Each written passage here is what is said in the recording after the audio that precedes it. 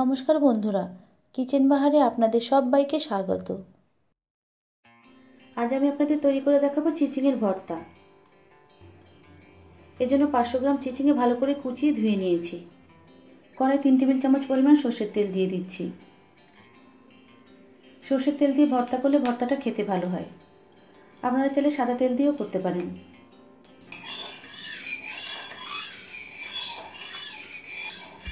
তেলটা হাই ফ্লেমে গরম করে নিয়েছি। এবার 5-6টা শুকনো লঙ্কা ভেজে নেব।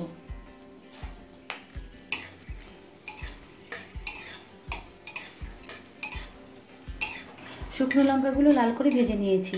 এবার লঙ্কাগুলো একটা পাত্রে তুলে নিচ্ছি। এই তেলে দিচ্ছি ছাড়ানো 2 বড় সাইজের রসুন।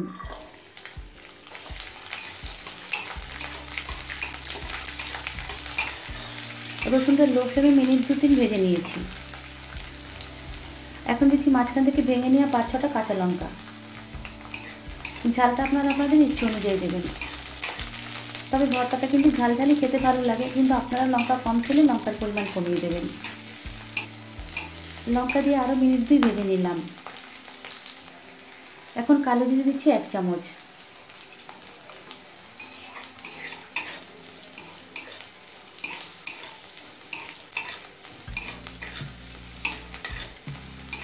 কালো জিরে দিয়ে মিডিয়াম ফ্লেমে আরও 2-3 মিনিট ভেজে নিয়েছি।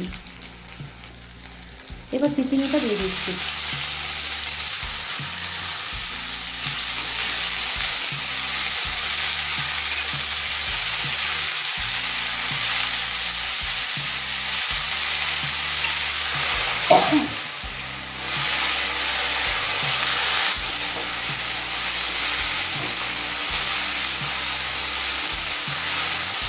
চিচিঙেটা মিনিট 5-6 হাই ফ্লেমে ভেজে নিয়েছি। এখন দিচ্ছি 1/4 চামচ হলুদ গুঁড়ো আর 1/2 চামচ দিচ্ছি নুন।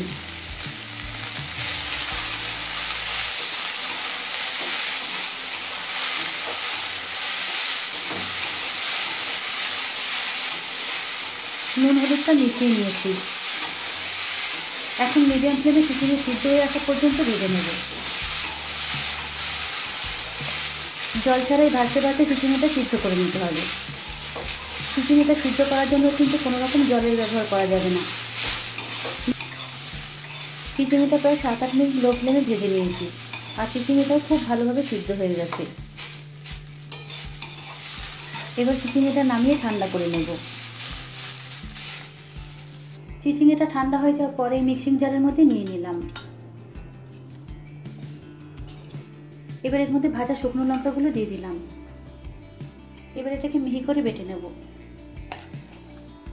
সমস্ত চিচিঙেটা বাটা হয়ে গেছে। দেখুন মিহি করে বেটে নিয়েছি। এবার এটা একটা পাত্রে নামিয়ে নেব। চিচিঙেটা চেষ্টা করবেন জল ছাড়াই বেটে নিতে। আমি কিন্তু কোনো জলের ব্যবহার করিনি। চিচিঙে ভর্তার রেসিপি আপনাদের কাছে কেমন লাগলো কমেন্টস করে জানাবেন। ভালো লাগলে লাইক শেয়ার করবেন। আমার চ্যানেলে নতুন বন্ধু হলে আমার চ্যানেলটিকে সাবস্ক্রাইব করবেন। আজকের মতো এই পর্যন্ত। আবারও দেখাবে নতুন কোনো রেসিপি নিয়ে। সকলে ভালো থাকবেন, সুস্থ থাকবেন। ধন্যবাদ।